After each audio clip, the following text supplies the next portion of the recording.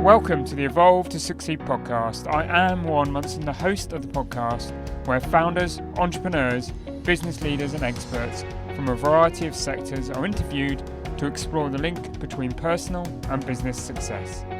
In line with Evolve's principles, we also look at the importance of personal development, accountability and collaborative support in the pursuit of meaningful success. Through the insights of our guests, as well as my own business journey, the aim is to inspire you, the listener, to become better in life and in business. Welcome to this week's episode. My guest is Nicky Rudd, founder and managing director of Padua Communications. Nicky set up Padua in the midst of the 2008 recession. I'm intrigued and wanted Nicky on the podcast because she had an unusual path into entrepreneurship. She's been a journalist from the BBC, a teacher, and was almost the voice of the talking clock. She's therefore got a unique outlook on work and life and a great sense of humour too. So in today's podcast, Nicky reveals her strategy for separating work life from home life. Be in the moment.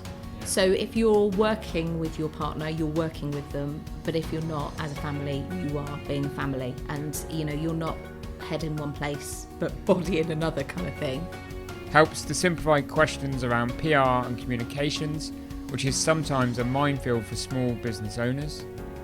If you're not saying we're good at this, which means this for you, and it solves this pain point, you could be shouting the loudest message from the top of the rooftops and actually it just wouldn't resonate.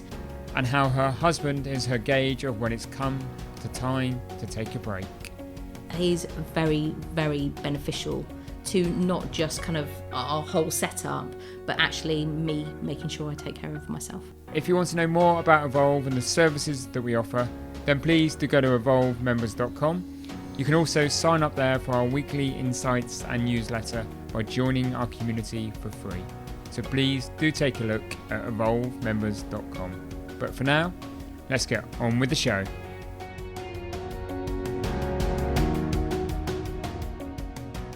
Hello Nicky, and welcome to the Evolve to Succeed podcast. Hello, nice to be here. Yeah, always great to have you as a guest.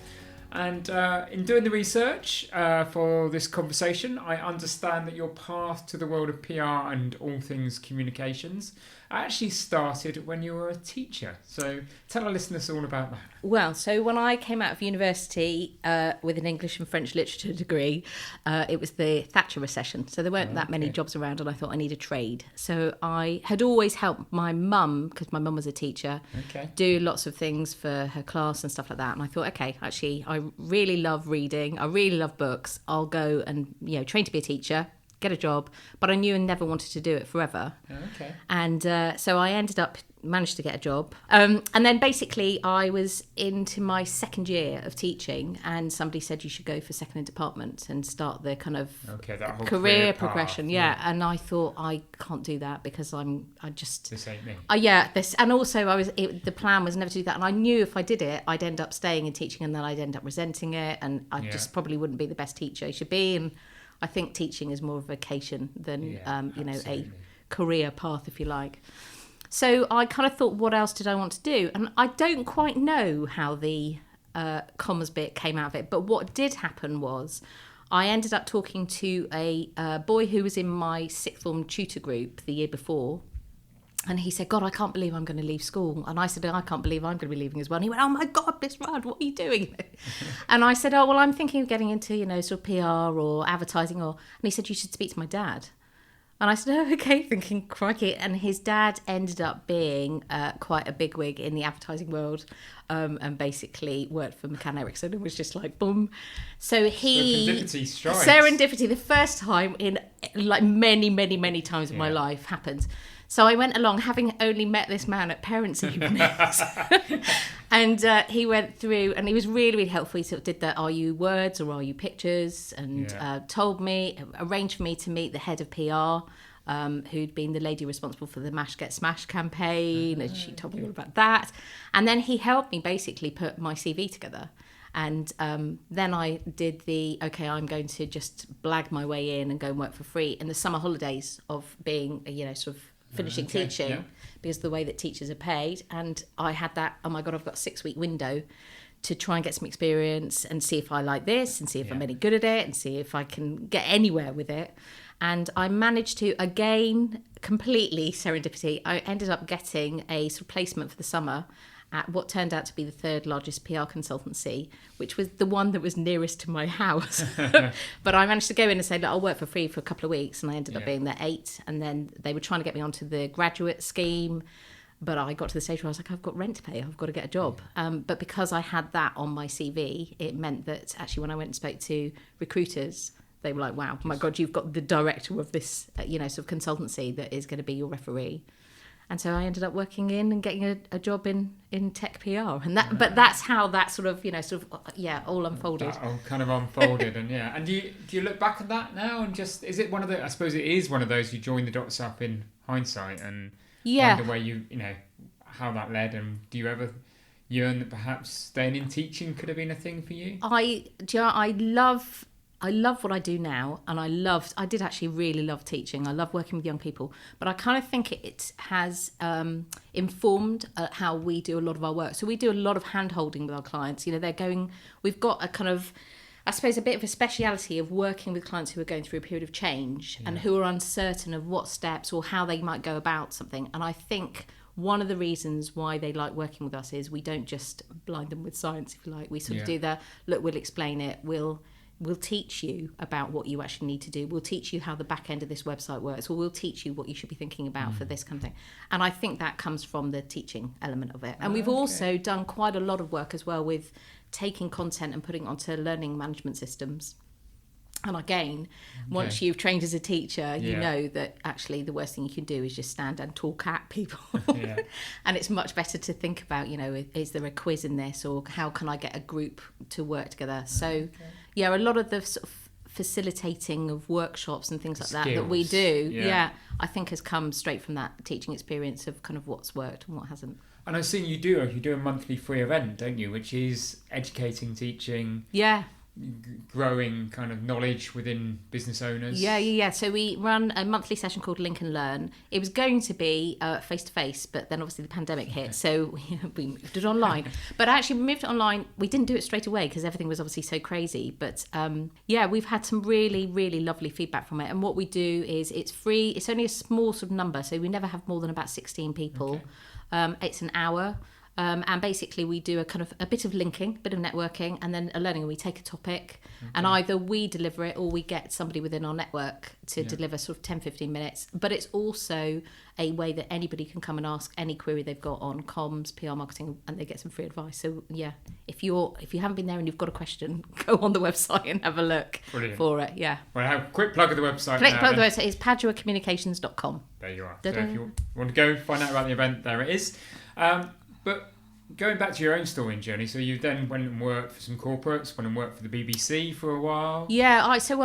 I lucked out really. I worked in technology PR. I kind of fell into that, and I am a bit of a geek. I mean, when I was at school, they didn't really teach anything about computers.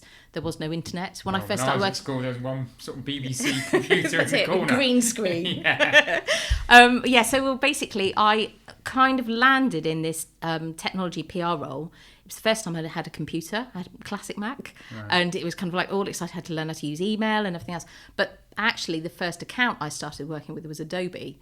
So that just sort of thrown into kind of, and we had AOL as a client, I think, at the time. And so there was just that kind of world of technology and things moving, really exciting. And, sort of even from working with magazines, it was very different because you'd have a client that had a product, and then within 3 years it was kind of okay, we've managed to make this so that it works for a huge amount of audiences, because technology became the mainstay of how business works, how sort of life works. And so it was really, really exciting. So I ended up doing that, but working at that agency, and then that agency had a bit of a divorce between the owners, and I was asked by one of the owners to go with him and set up an agency in Oxfordshire.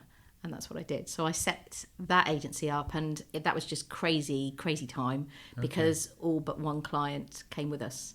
So we were on kind of much smaller team, getting all the systems set up and everything else. But so we did that, and I eventually ended up working my way up to being managing director of that agency. So while I did that, we had exceptional client retention. So we worked with the likes of Nikon and technology company, Wacom, they do graphics tablets. But we were doing kind of the next iteration because we worked with them for so long. I mean, sort of 12, 13 years on retainer. It was just bonkers.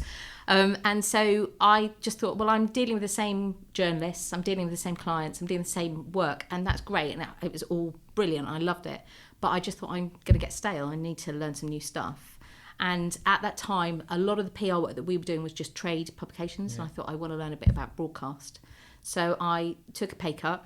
This was before I was made MD, but took a pay cut, reduced my hours, and I went and worked for the Media Trust in London and did some TV production for the BBC.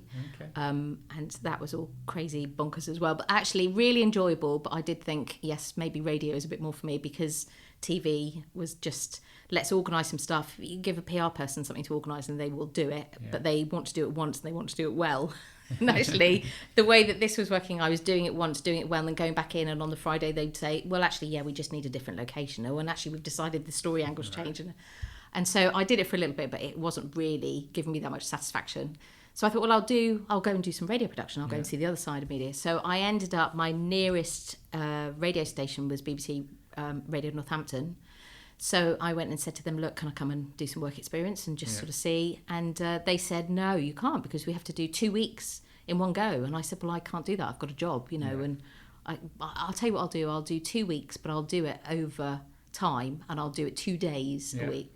And by the end of that time, I was producing their afternoon show. So I was doing free work in the morning and then producing an afternoon show. And I just hung around the station and volunteered for stuff. And then the show that I was doing, the kind of production stuff in the morning, one of the presenters, who was lovely, but he was very, very, very disorganised. And I said to him, this person's phoned in and they've been to the... And he said, hang on a second. And the next thing I knew, the red light was on. And he said, yeah, okay, fine, that was it. So I was on air presenting, and that became a regular thing. So I ended up kind of, just being thrown at the deep end, and that was it. So, did that for a little bit as well. And is that... if somebody wanted to progress in life, is that a recommendation that you throw out there? Is just, because you've done it, clearly in that short kind of story of your life, is you've done that time and time and time again. Is you've just put yourself in the right place, right time. I think volunteering and just putting yourself forward. I think volunteering, and I think getting some experience. It's good because you get to know whether you like doing the thing that you want to do. But also, I think, particularly for a job in media at the moment, it's so competitive. Actually, when you come in for an interview, you don't really give monkeys about what degree or anything, as long as they've got, sort of good spelling and grammar and all the rest of it. Actually, it's more about the people and, sort of, okay, what's your aptitude like? What experience, what interests have you got? How have you shown your passion for this? Because then you've got something to talk about in an interview. Otherwise, it's very, very dead. And in certain jobs, that might be fine. But if you want a job in media and comms, actually, I'd say, just go and get some experience and be able to talk around it. Fantastic. Yeah. And so you ended up being MD. Yes. And we'll talk about your own business in a moment. But I've got to ask that question. How do you find that comparison between, being your own business owner and leader and being the MD for somebody else? Yeah. Actually, nobody's ever asked me. That was actually a really good question, because I think what I've got now is I've the control. Obviously, I run the business with my husband and my business partner, but actually it's me that's the managing director. So actually all the big decisions come to me. No, that's not true. When I was managing director for another agency, I don't think I was given the complete control. So actually, I'd have to go and make an argument for, I want to put some of the staff on training courses. And actually, I wasn't just allowed the green light of doing things. It was kind of still no, we're going to keep the brakes on this. Yeah. And I think, to be fair, that is one of the reasons why I ended up leaving. Okay. Because I felt like I was given the job in name, but not really given the job in kind of full.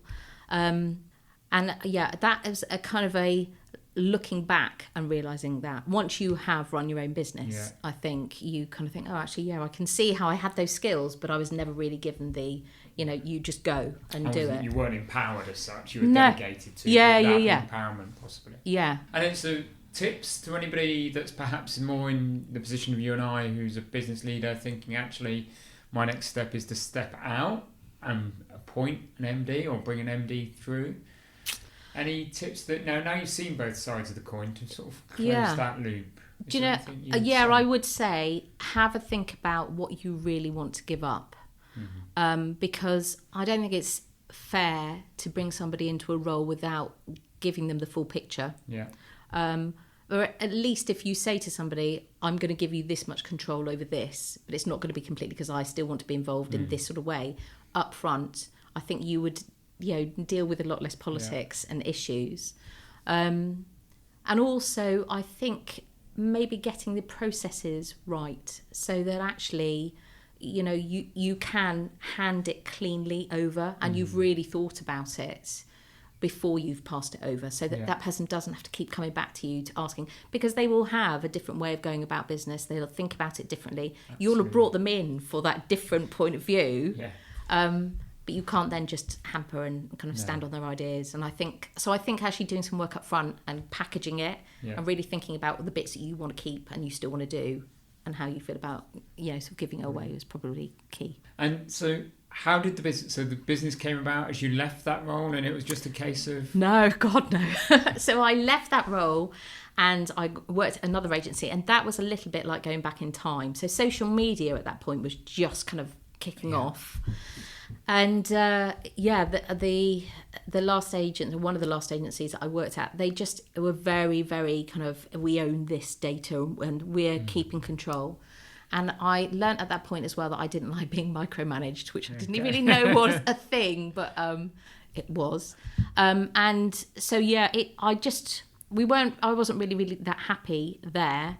And I was sort of thinking about what I was going to be doing. But obviously we were not the Thatcher recession, we were the last recession. So it was kind of like, how am I going to do? What do I want to do? Do I want to go and work for a big agency? Do I want to work for kind of a smaller boutique one? Do I want to set up on my own?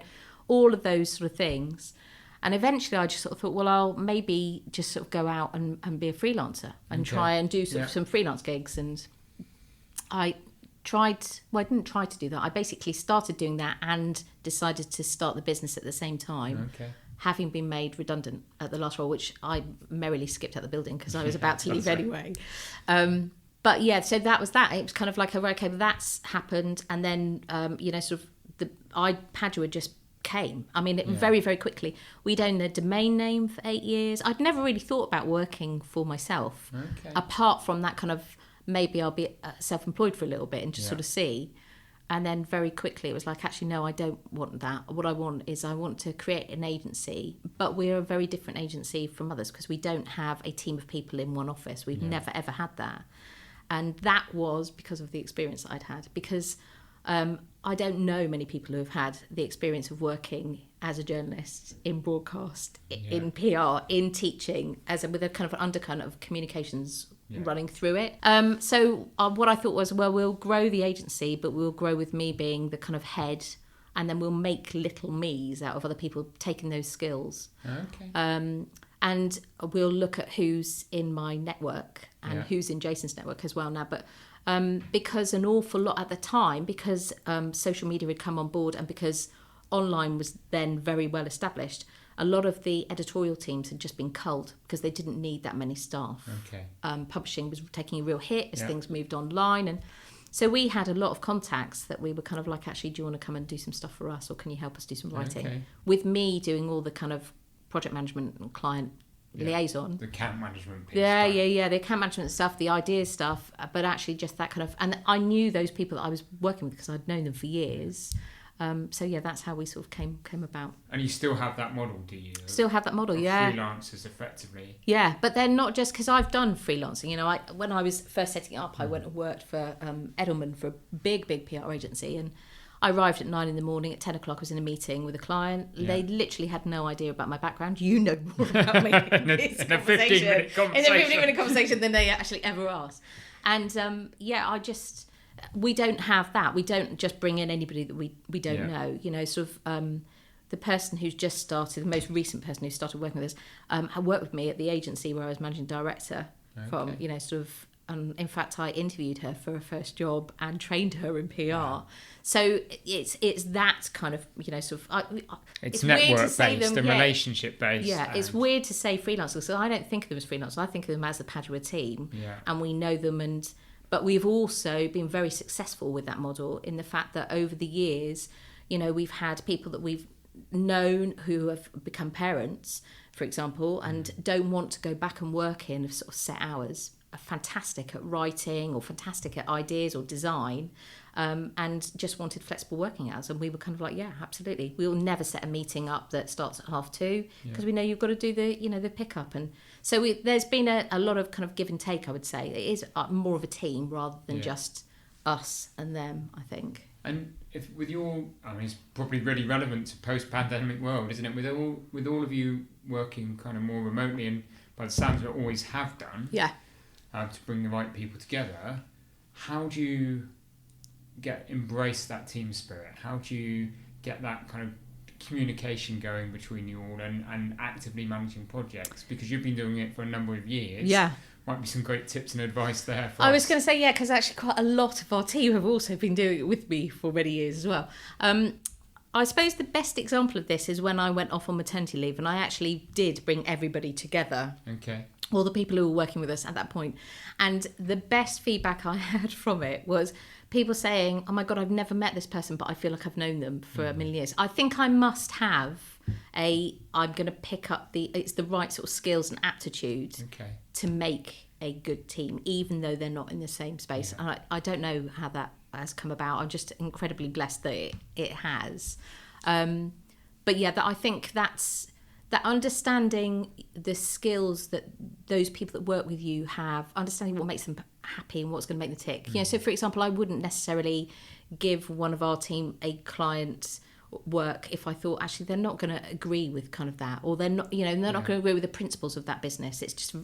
That's just not who they are.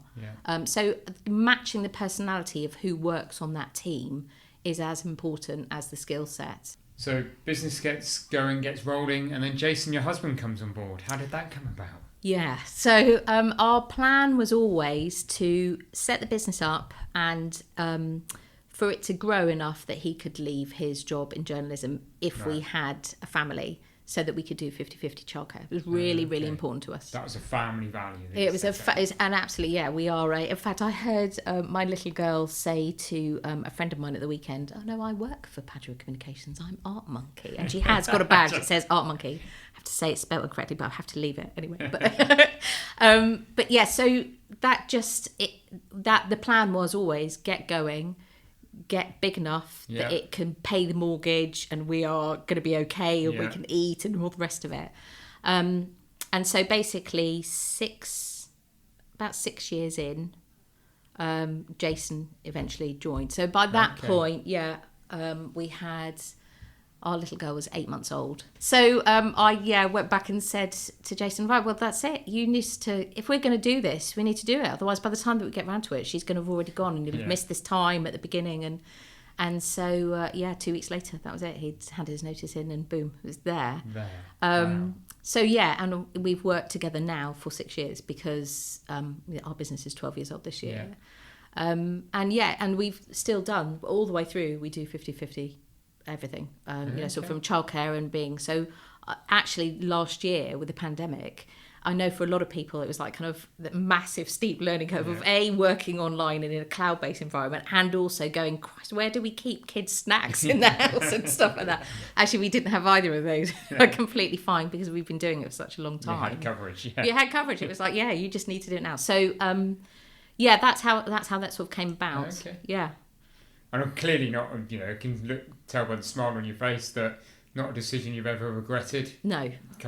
No. I have to say, out of all of the team, probably Jason and I we come at things the most differently. But actually, it's quite a healthy way of thinking about things. And we have very set roles within the business. And that's it took a little while to kind of get settled, but So hints and tips on wife and husband coming together to run a business or bring the other spouse into the business? I think probably have a think about what you like and what you want to give away, and also what skill sets you've got. I think probably we try to not talk shop all the time. I have a very sort of set time. We both try not to use technology too much in front of our little one. Okay. And I think that's meant being able to be in the moment. Yeah. So if you're working with your partner, you're working with them. But if you're not, as a family, you are being a family. Yeah. And, you're not head in one place, but body in another kind of thing. And I think we try and have, sort of, I suppose actually the biggest thing I'd say is choose your company, make your company like one of your own customers and give it the time. So you do that generally with marketing, because obviously businesses need to kind of do market and tell people what they're doing. But actually from a sort of strategy point of view, from a kind of financial management point of view, all of that stuff, it can, I think, get sort of spread about a little bit. Yeah. You need to focus on that. So we have a weekly meet where we sit down and go, how's everything going? How are you doing? How am I doing? Yeah. Where we run through the clients, but we also run through the health of our own business. Right. And I think if you don't do that very, very quickly, particularly if you're in a service business like ours, you could be way off where you want to be because you're just helping other people the entire time.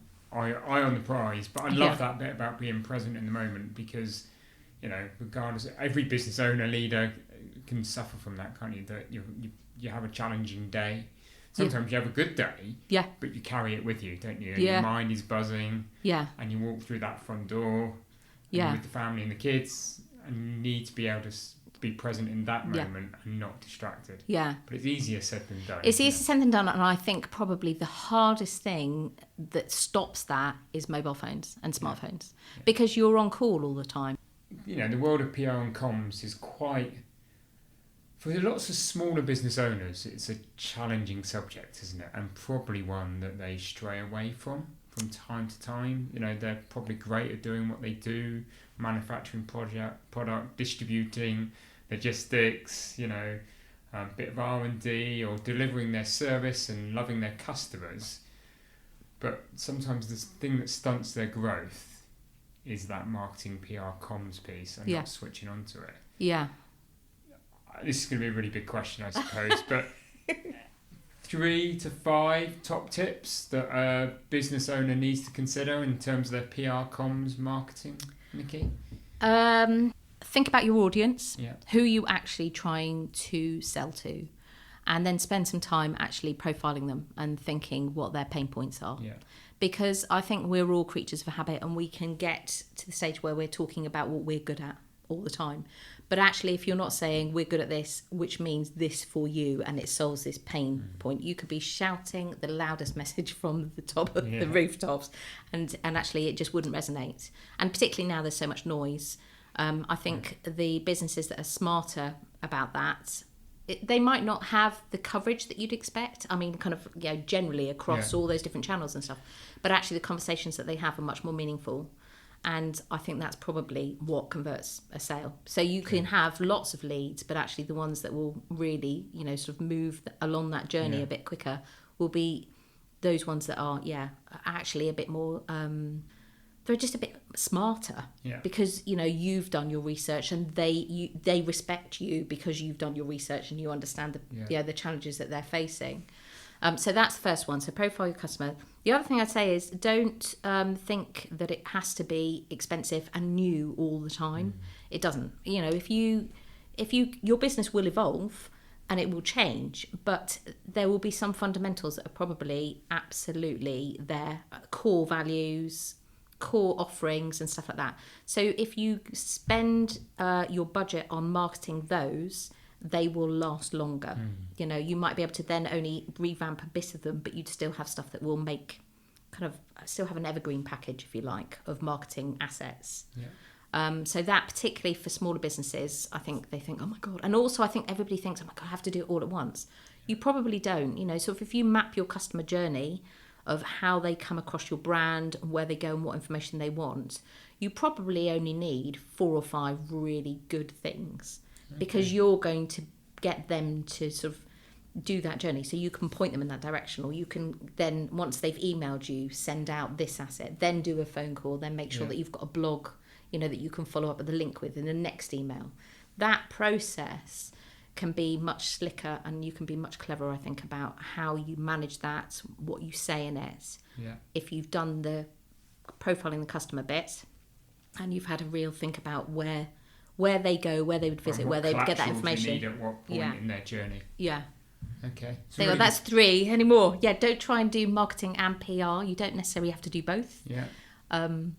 Make sure you have an understanding. So when should somebody do marketing? When should somebody do PR? They should be in marketing all the time, but PR is a different discipline.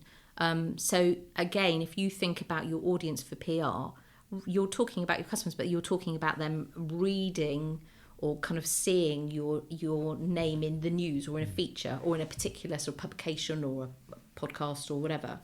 And so therefore you've got to have something newsworthy to say. You can't just sell all the way through it. You have to, it's a different type of marketing, if you like, or different type of communications. So I would say, marketing you have to have all the time.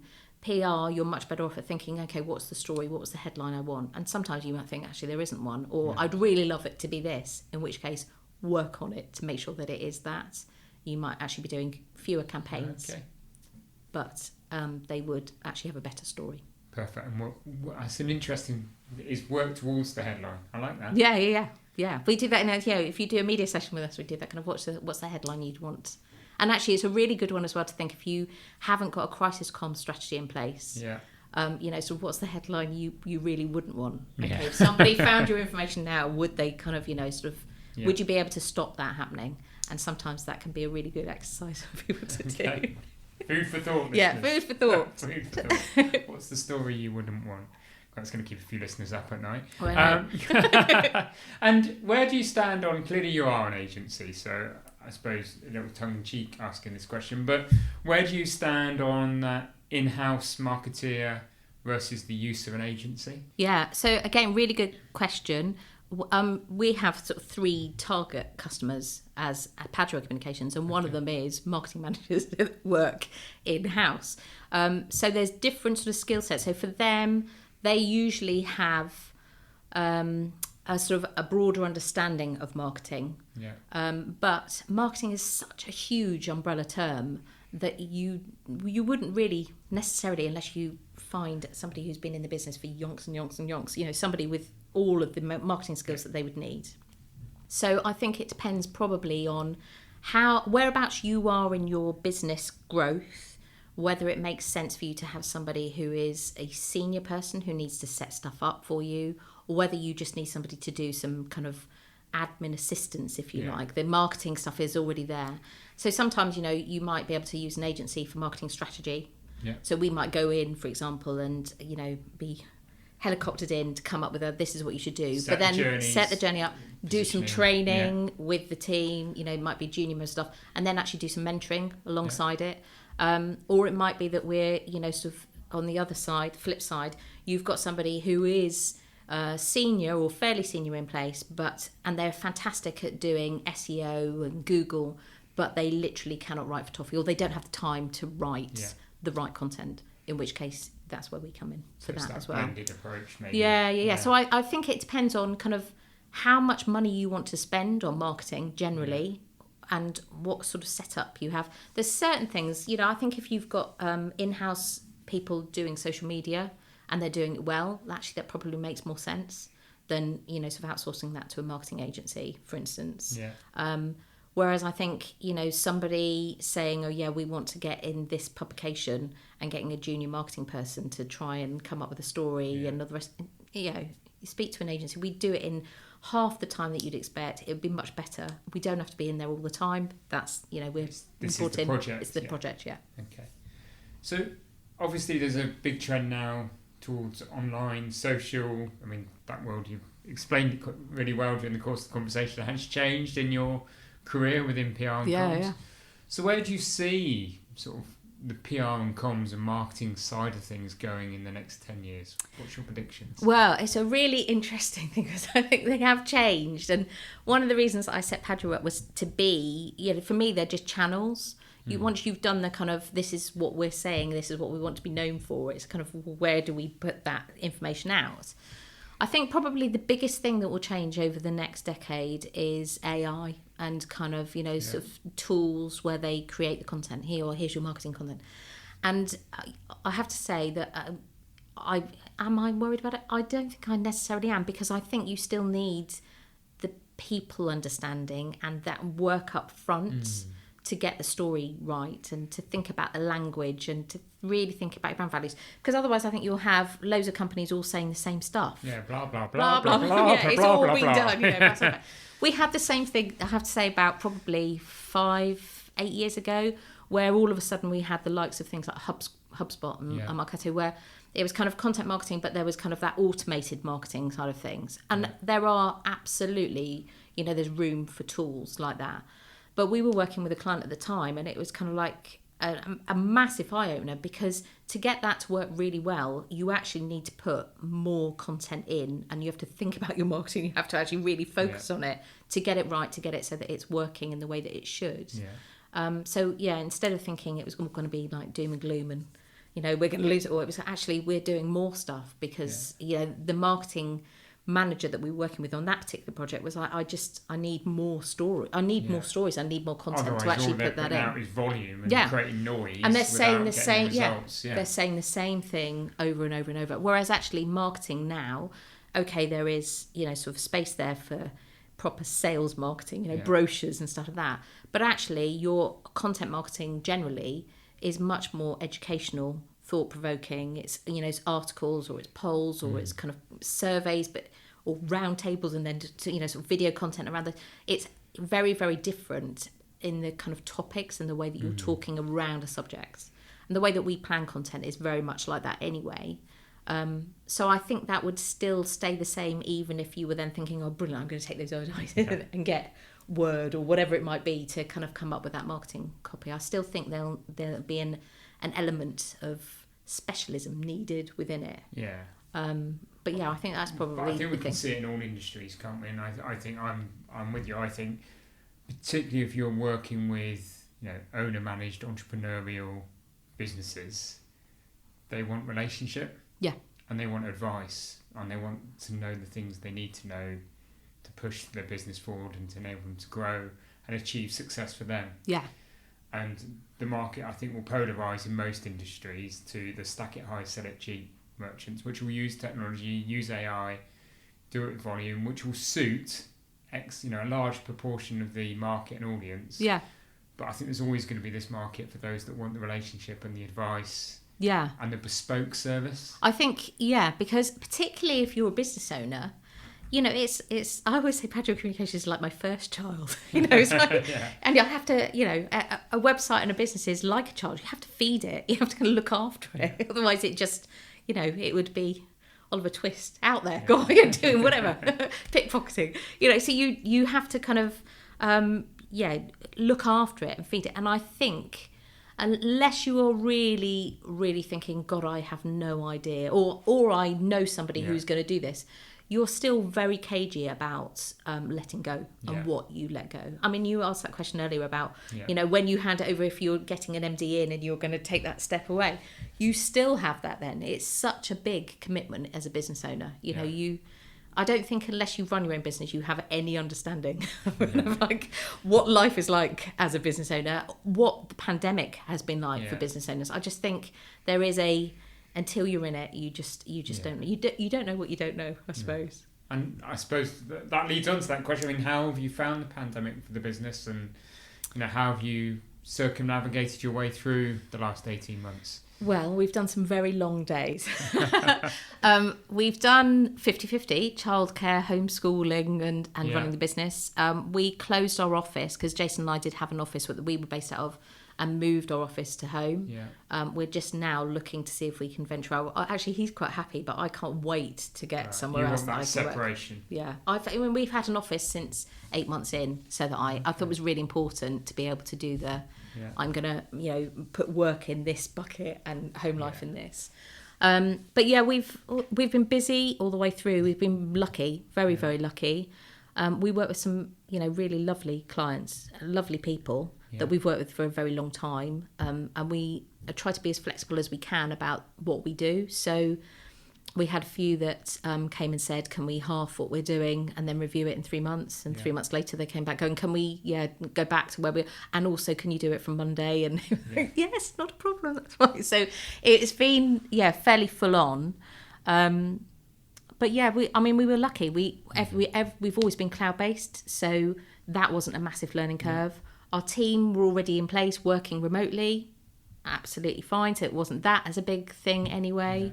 And then actually, for some clients, we've been talking to doing, more online marketing, and they were always we want to do face-to-face events, and then obviously all the face-to-face events just stopped. They came back going, that online marketing you've mentioned, can you help? Yeah. Should we do a bit of that? Yeah, well, maybe we'll do a little bit of, what is it you say, LinkedIn? Oh, yeah. So, yeah, there's, it's just been, we've been lucky, but it's been hard. It's been very, very tiring. It's been relentless, hasn't it? It's been relentless, yeah. Yeah. I think I've probably, I've aged physically probably a decade. No, I think... We've had to, we had a break at the beginning of the summer and it was needed. Right. We needed to just, recharge. So when you reflect on where you are and where you are on your journey and where the business is right now, I suppose the question would be, what hard thing are you not doing enough of? What thing are you putting off? For me personally, well, I'm trying for September if I can, to take some time out because I've got another 2 projects that I want to work on, and they've been on the back burner. They were basically there and it was kind of looking like, okay, we'll see how we can make that happen, and then the pandemic hit and obviously they just got benched as you say. So I'm trying to get it so that I've just got a bit more time to focus on those. One of them is a personal project, one of them is another business project. I think I've talked Jason round into saying, yay, do you want to do it with me? And so that I'm trying to kind of, get some more time out to do the kind of strategy side of things. I think probably that's the hardest thing. It's how are you creating that time? Because all of us as business owners like and dream of just creating a bit more time to think about new things, new ideas, or sometimes it's to get a bit more balance back in life. So how are you going about trying to create that time? So, really interesting. So I mentioned that we closed the office and we'd moved back. So Jason's in our study, I'm in one of our spare bedrooms, but set up as offices. And actually, for me, I always thought I was pretty self-aware anyway, but the pandemic was like hello, here's the light shining on what you do as a job. And there are certain jobs that I would always have done, even, I wouldn't do them in the office. I would go somewhere where there was really shocking reception, nice tea, a nice cake, strategy, thinking, stuff like that. And of course, all the flipping hotels closed. And I was like, where am I going to do? So I ended up sort of doing a lot of that strategy time and thinking at sort of midnight with whale song on. Yeah. It seemed to zone out enough that I could do it. But it's made me realise I actually can't do that kind of... that sort of thinking during the day in that work environment. I just can't, I will always be pulled to go and do kind of this client wants this, or here's my laptop. Here's my laptop. Yeah.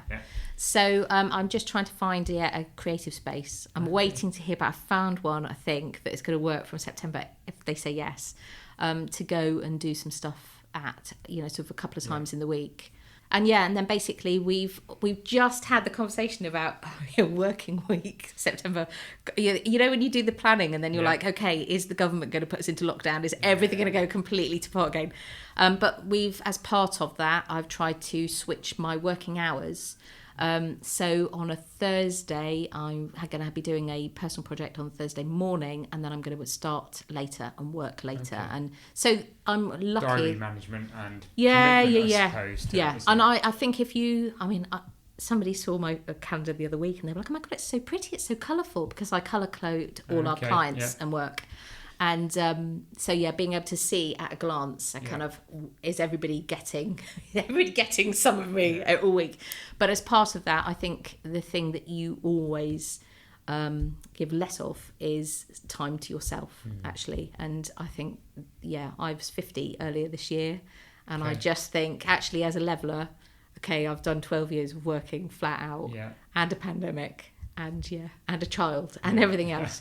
I just, I want to get on with these things, and I need to make it happen. So brilliant. Yeah. Good luck. Thank you. I'll keep you posted. Look forward to hearing more. So I suppose we touched on it again during the course of that conversation around the pandemic a little bit, but not too much. But obviously 12 years of running your own business. You seem, through this conversation again, you seem very resilient as an individual. how do you build your own resilience? Yeah, that's a really good question as well. So particularly with the pandemic, I mentioned about the, sort of being at home like we all were. We're really blessed where we live. We're right on the edge of the New Forest. Yeah. So I got into a routine of going out and walking and taking time out, just to have a bit of a break, really, and to give myself time. I do Pilates a couple of times a week. Okay. I try and do some workouts in the morning. I try and be fairly careful about what I eat. Sometimes I'm really good at it, sometimes shockingly bad. I drink far too much tea. I'd weaned myself off loads of caffeinated tea until the flipping pandemic, and then now bring on the caffeine again. So I'm now just trying to kind of balance that.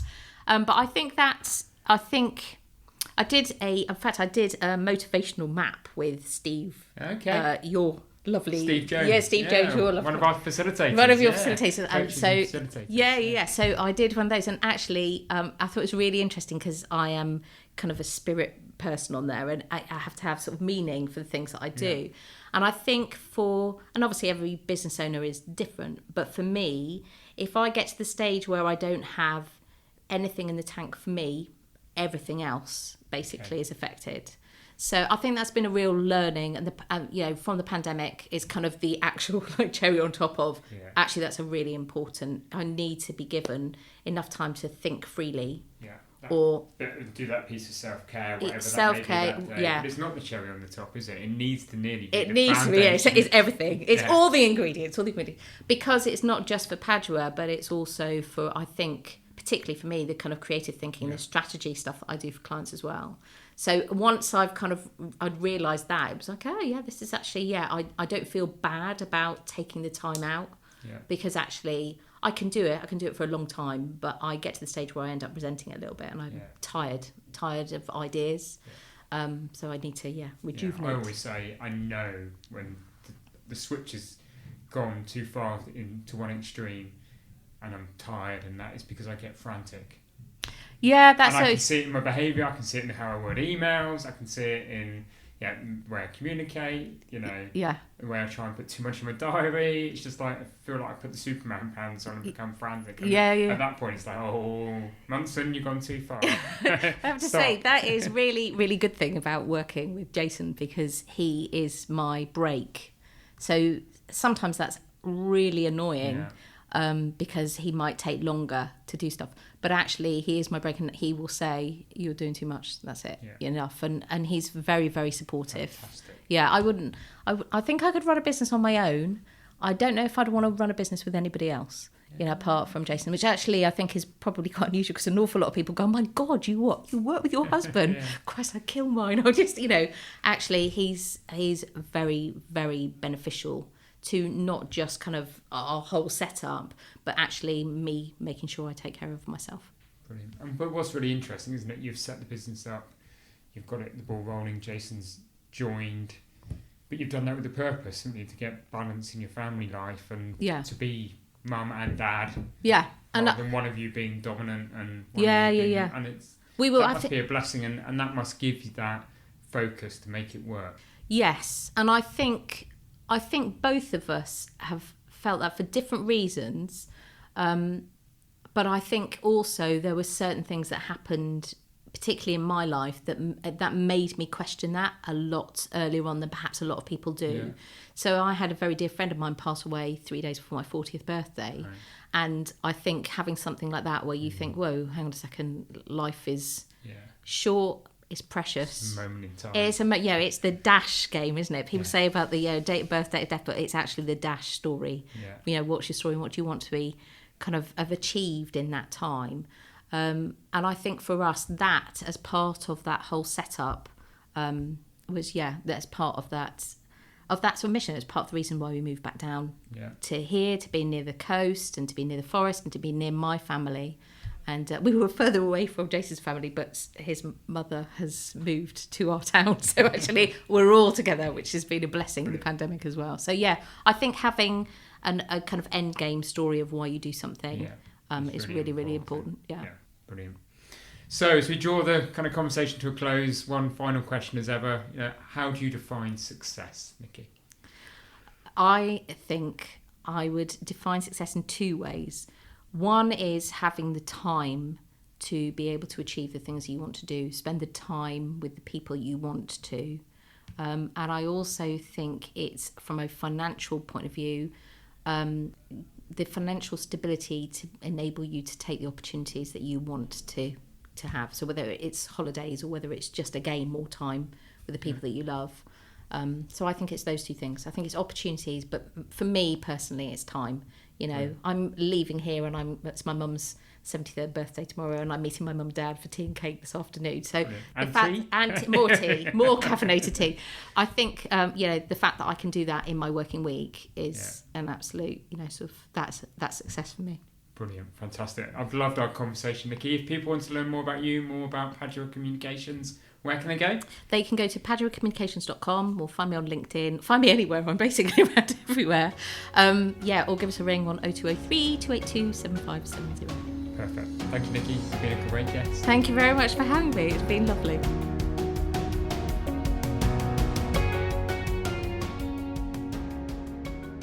One of the things I enjoyed most about that conversation was the role that serendipity played in directing Nicky's professional and personal journey. Her can-do attitude, adaptability and ability to recognise when she was just in the right place at the right time are often characteristics in those who decide sooner or later to set up on their own. And therefore think back to your own journey. What were the things that fell into place to get you into the point where you are now? How has your intuition developed over the years so that you continue to recognise those opportunities? And does that same enhanced intuition inform you when it's time to step back and take a break? Thank you for listening, and if you do want to learn more about Evolve, then please do go to evolvemembers.com. You can register there for our weekly insights and newsletter, as well as learn about the services that we offer at Evolve, including our peer groups, one-to-one coaching, courses for teams, as well as our lovely co-working space in Ashley Cross in Poole. And if you are a business leader in Dorset and Hampshire, then I'm really excited to be able to say that through the Dorset LEP and the Solent LEP, we have some fully funded peer network and peer group programs that we can offer to you. So if you want to learn more, again, go to the website or please call the team.